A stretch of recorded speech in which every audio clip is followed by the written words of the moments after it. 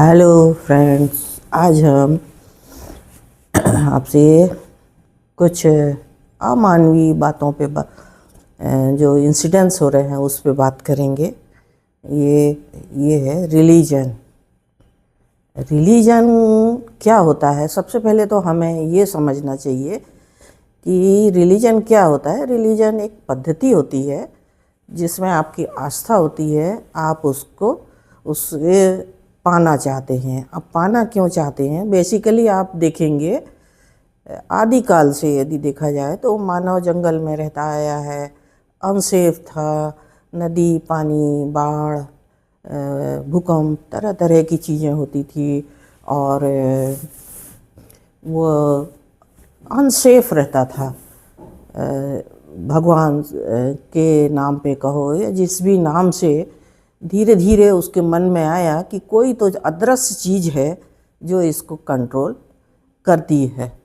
तो ये तो उसका जो भय था, उसने एक अननोन चीज़ की तरफ उसको ले गया और धीरे धीरे ये एक सिस्टम बनने लगा।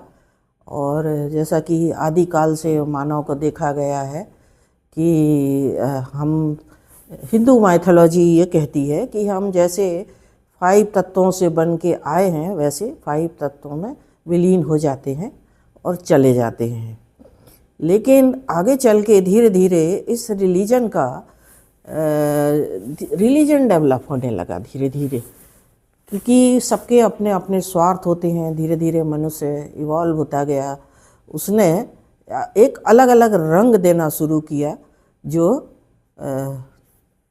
अब हम आज देखते हैं। ये एक रिलीजन है। तो बेसिकली वो, जब मनुष्य का ये स्वभाव होता है कि जब वो थक जाता है या डरा हुआ रहता है तो वो भगवान के सामने सरेंडर कर देता है कि भगवान जो होगा। यही एक वो सत्य भी है कि कोई तो अदृश्य शक्ति है जो इसको कंट्रोल कर रही है। लेकिन आज हमारी इस पृथ्वी पे कंट्रोल मानव कर रहा है। वो ये बताने की कोशिश करता है कि मैं ही सर्वमान्य हूँ, मैं जो कहता हूँ वो मानो, वो सही है, मेरी पद्धति अच्छी है, मेरा ये है। इसका कारण है उनकी रोजी रोटी चल रही है। और इसी कारण आज देखो यूरोप देखेंगे, एक 17वीं सदी में पूरा यूरोप एक था, लड़ते लड़ते एक छोटे छोटे डिस्ट्रिक्ट जैसे राज्यों में बदल गया। और यही यूरोपियन कॉलोनी जो थी, इंग्लैंड वाले थे, पूरे विश्व में राज कर रहे थे, सिर्फ अपने आप को एक सुप्रीम बना के इवन अमेरिका तक में कर रहे थे। और आज डोनाल्ड ट्रंप उसका परिणाम भुगत रहे हैं। लेकिन उसको क्या है, अब आज वो कहते हैं कि तुम विदेशी हो, बाहर से आए हो, ये चले जाओ।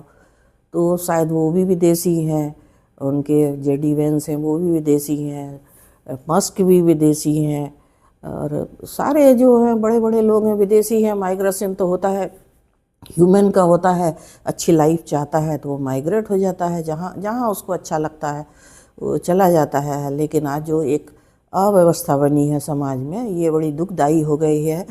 और कल जो देखा कि ईरान में डेड बॉडी ब्लैक उसमें कवर में, उसमें कपड़े में ढकी हुई है और पड़ी हुई हैं, लोग चीत्कार कर रहे हैं। तो सब अपने अपने तरीके से रंग दे रहे हैं। अमेरिका कहता है कि मैं मानवता की लड़ाई लड़ रहा हूँ, तो मानवता की लड़ाई है तो क्या ये है। और ईरान कहता है कि ये हमारे क्षेत्र में घुसते हैं, हमारे उसमें मार करते हैं, अव्यवस्था करते हैं लोगों को, ये उनका कहना है। तो अब इसमें सही कौन है गलत है ये आगे चल के समझ गए। लेकिन मानवता के लिए एक बहुत ख़तरनाक है। आज एक रिसेंट भी डेवलपमेंट हुआ है कि अमेरिका ने खुद भी जो मानवता की और आज़ादी की बात करता है, ICS उनकी जो कंपनी होती है, सिक्योरिटी कंपनी होती है जो डिपोर्टेशन और माइग्रेशन वगैरह देखती है, उन्होंने कास्ट, कलर, ब्रीड और उनकी नागरिकता के अनुसार उनको टॉर्चर करना, कैप्चर करना, उठाना शुरू कर लिया है। क्यों? क्योंकि वो अपने लोगों की जान की, अपनी सुरक्षा मांगते हैं, अपनी बात रखते हैं। तो जो भी अपनी बात रखता है वो अब उनके लिए जो आज़ादी है वो ख़त्म हो चुकी है और वो डिटेंशन सेंटर में जा रहे हैं। अब आगे क्या होगा ये समझ नहीं आता है। शायद ट्रंप इस तरह की अव्यवस्था करके अपने यहाँ पे एक डिक्टेटरशिप, कहते डेमोक्रेट हैं, लेकिन वो शायद इस तरह की जब अव्यवस्था हो जाएगी तो लॉ एंड ऑर्डर का बहाना पूरे वर्ल्ड को दे देंगे और इस तरह से वो अपने यहाँ इमरजेंसी लगा देंगे। और फिर आप जानते हैं इमरजेंसी लग जाएगी तो फिर सब कुछ ख़त्म हो जाएगा, क्योंकि कोई कुछ नहीं बोल पाएगा। तो ये उनका रिसेंट डेवलपमेंट है। आज हमारे यहाँ भी देखिए, हमने सबको पनाह दी हुई है, ऐसा नहीं है। हमारे यहाँ देखोगे तो गोदरेज हुए, भाभा हुए और वाडिया, जनरल मानेकशॉ हुए, ये सभी लोग हमारे यहाँ जो थे वो यहाँ वहाँ से आए हुए थे, ईरान से आए हुए थे और हमारे यहाँ अच्छे तरीके से रह रहे हैं और हमने उनको सम्मान दिया है और आज हमारे वो गौरव हैं। हम बिल्कुल फ़ख्र से कह सकते हैं कि टाटा हमारा गौरव है, मानेकशॉ हमारा ताज है। हमारी दो हाथ हैं, मानेकशॉ के जो उसूल हैं वो हमारे दो हाथ हैं। हमारी सेना उनको फौज से सलाम करती है। और गोदरेज का देखेंगे तो बहुत बिजनेस में कंट्रीब्यूशन है, बहुत है, और वो प्यार भी करते हैं, उनको भी लोग प्यार करते हैं। ऐसा नहीं है कि कोई बाहर से आ जाता है तो वो आपको प्यार नहीं करता है। ये ईरान से आए हुए थे 7वीं सदी में। जब देखेंगे आप कि मुस्लिम आक्रमण जब बहुत होने लगा मंगोल उधर से, तो ये लोग अपनी जान बचा के भाग के आए थे और तभी से ये हमारे यहाँ रहे। जैसे 7वीं सदी से आज कितने साल हो गए हम देखें तो पीसफुली रह रहे हैं। हमने तो उनको लिंचिंग नहीं की है उनकी, और आज भी नहीं करते हैं। आज भी किसी भी आदमी से बोलो तो प्यार से बोलता है। मिस्त्री परिवार हुआ, सभी ये देखा जाए तो ये सब वहाँ से आए हैं और सब अपने अपने बिजनेस कर रहे हैं। तो ये कहना कि बाहर से आने वाला ख़राब होता है, ये कुछ ठीक नहीं लगता है। तो ये एक सोचने वाली बात है और सभी को सोचना चाहिए। अमेरिका ने इस समय अपने पावर का ऐसा इस्तेमाल करना शुरू किया है। आप देखें कि मादुरो को उठाने के लिए जब गए थे तो कोई सेना का रेजिस्टेंस नहीं हुआ वहाँ पे। इसका मतलब है सेना में ही लोगों को खरीद लिया गया, उन्होंने मैनिपुलेशन कर लिया गया। ये गए, ऐसा बताते हैं लोग कि 20 सैनिक इनके हेलीकॉप्टर से उतरे थे। इन सुपरसोनिक आवाज़ से जो हाई वोल्टेज पे जो साउंड क्रिएट किया जाता है तो हमारे कान फट जाते हैं, सुनाई नहीं आता है, हमारे नाक से खून आने लगता है, फट जाता है। तो जो सैनिक होते हैं वो डिसेबल हो गए और किसी भी और बड़ी दूसरी जगह से कहीं रेजिस्टेंस नहीं आया। इनने मादुरो को उठा के ले आया और अपने यहाँ ले गए। अभी ईरान में भी इसी तरह का इंटरनल झगड़ा चल रहा है। वो नारे लगाते हैं फ्रीडम के लिए, तो फ्रीडम के लिए है तो बात करना चाहिए। यूएन होता है, इस तरह से कल जो मारे गए हैं तो उससे और एक अव्यवस्था हो गई है। अब नेचुरली किसी का यदि भाई बहन कोई मारा गया है तो वो अपनी बात तो रखेगा, चाहे वो अमेरिका में रह रहा हो, चाहे फ्रांस में रह रहा हो, चाहे इंग्लैंड में रह रहा हो। तो अब दुखी तो होगा, तो दुखी होगा तो नेचुरली आवाज़ उठाएगा। तो इस तरह का ये कृत्य हो रहा है और ये पूरे वर्ल्ड वार की तरह एक जा रहा है। इन्होंने बायोलॉजी के, आपको देखा होगा सद्दाम हुसैन को बहाना लिया था कि वो मास डिस्ट्रक्शन के वो रखते हैं, हथियार रखते हैं, लेकिन बायोलॉजिकल वेपन है इनके पास। लेकिन इनने खुद बायोलॉजिकल वेपन ईरान के अगेंस्ट में भी उतनी समझ नहीं थी मुझे। 79 में जो 8 महीने जो युद्ध चला था तो उसमें इनने बायोलॉजिकल वेपन उपयोग किए थे और इस तरह से जो लोग आलू मटर की तरह भून दिए गए थे और वो हॉस्पिटल में एडमिट थे। ये मैंने पेपर से सुना। इसी तरह से इनने इराक पे भी कब्जा किया। तो ये एक सोचने वाली बात होती है कि कोई सत्ता पलटने के लिए लगातार एक जो चला आ रहा है, मुहिम चली आ रही है, ये ख़तरनाक है। और अब कहते हैं कि ये हमको ग्रीनलैंड चाहिए, क्योंकि हमको ग्रीनलैंड में जब जलवायु परिवर्तन हो जाएगा, कोई प्रॉब्लम आएगी तो हम ग्रीनलैंड में जाके रहने लगेंगे। तो बाकी लोग क्या करेंगे, आलू छीलेंगे क्या? बाकी लोगों की लाइफ को खतरा नहीं है, उनको भी है।